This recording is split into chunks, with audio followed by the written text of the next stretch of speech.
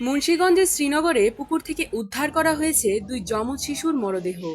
এ ঘটনায় শিশুদের বাবা মায়ের দিকে অভিযোগ তুলেছেন স্বজনরা। পুলিশ তাদের জিজ্ঞাসাবাদের জন্য হেফাজতে নিয়েছে। ঘটনাটি ঘটেছে সোমবার রাত ৮টার দিকে শ্রীনগর উপজেলার কুকুটিয়া ইউনিয়নের বিবন্দি এলাকায় এ ঘটনা ঘটে। নিহত শিশু দুটি হল লামিয়া ও সামিহা। বয়স তাদের ৫ মাস। তারা সোহাগ শেখ ও শান্তা বেগম দম্পতির কন্যা। শিশুদের চাচা সাকিব শেখ জানান, রাত ৮টার দিকে হঠাৎ সোহাগের ঘর থেকে চিৎকার চেঁচামেচির শব্দ শুনে ছুটে যাই। তখন শান্তা জানায় সোহাগ বাচ্চাদের পুকুরে ফেলে দিয়েছে। ঘরে গিয়ে সোহাগকে না পেয়ে সঙ্গে সঙ্গে পুকুরে গিয়ে দেখি দুই শিশু উপর হয়ে পড়ে আছে।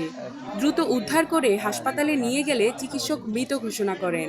শ্রীনগর উপজেলা স্বাস্থ্য কমপ্লেক্সের জরুরি বিভাগের চিকিৎসক সিনথিয়া নূর জানান, মৃত অবস্থায় শিশু দুটিকে হাসপাতালে আনা হয় এবং তাদের পেটের ভেতরে পানি পাওয়া গেছে।